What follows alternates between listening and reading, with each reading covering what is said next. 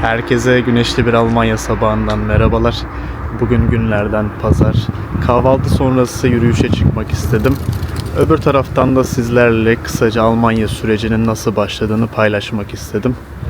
Süreç esasen 2023 Temmuz ayına uzanmakta. Tabii o dönem seçim sonrasına denk gelmişti. Gerek ben gerekse benim kuşağımda bulunan diğer gençler olmak üzere birçok genç belli başlı yollara müracaat ettiler. Bu süreç nasıl başladı? Önce tabii hangi ülkeler mümkün olabilir onları araştırmak istedim. Ve de ilk aşamada açıkçası Amerika olsun, Avustralya olsun ya da Kanada olsun bu gibi ülkeleri eledim. Sebebi ise çok uzak olması. Yani dünyanın bin bir türlü hali var açıkçası. Acil bir durum olduğu zaman istediğiniz her an ulaşamayabiliyorsunuz haliyle. Dolayısıyla ilk başta yakın ülkeleri açıkçası düşündüm. İngiltere olabilir miydi? Belki, neden olmasın. Çok araştırmamıştım. Genelde Almanya üzerine odaklandım. İngilizceye biraz hakim olmanın neticesinde Almancayı da öğrenmeye başladım. Bu süreç nasıl oldu? Aracı bir şirket aracılığıyla sürece başladım.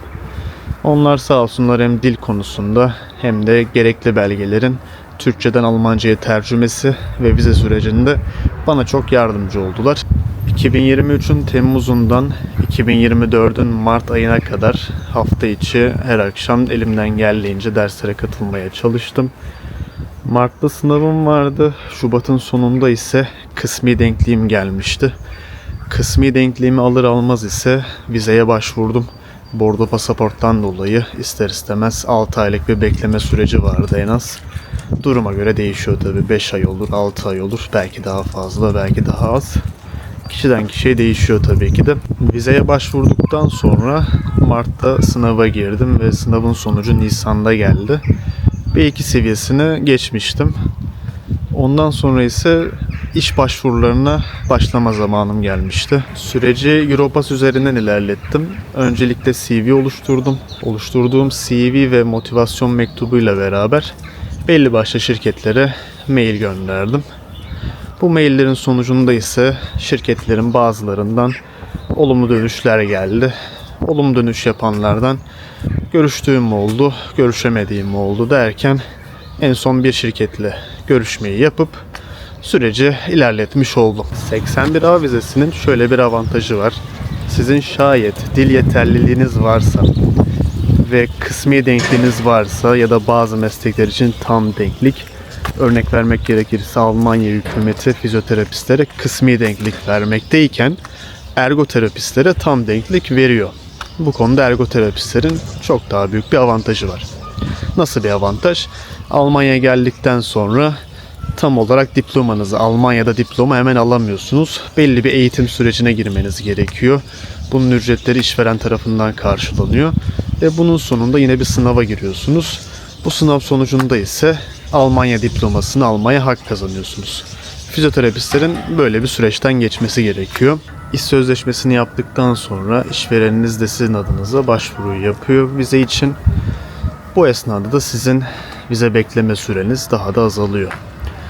Açıkçası vize görüşmesinde de çok yoğun sorularla karşılaşmıyorsunuz. Çünkü bizzati Almanya'da faaliyet gösteren şirket sizi oraya çağırıyor. Bu yüzden 81A vizesi halihazırda en avantajlı vize olarak devam etmekte bana göre.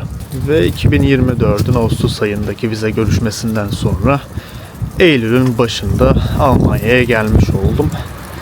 Ve tabi o dönem birçok kişinin dediği gibi esas zorluk gittikten sonra başlıyor diyordu herkes. Ve orada anlıyorsunuz. Benim açımdan bunun sebebi ise aile evinden ilk kez ayrılıyor oluşumdu. Normalde aile evinden ayrılan kişiler ilk başta başka şehirlere giderler. Örneğin ben İstanbul'daydım. Ne bileyim Kocaeli olsun, Yalova olsun, Çanakkale olsun. Bu gibi İstanbul'a yakın şehirlerden başlanılır.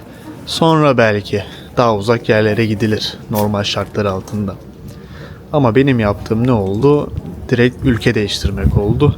Güzel mi oldu? Bence güzel oldu açıkçası. Tabii öbür taraftan stresinde bol olduğu bir dönem çünkü yeni bir düzen kurma zamanı.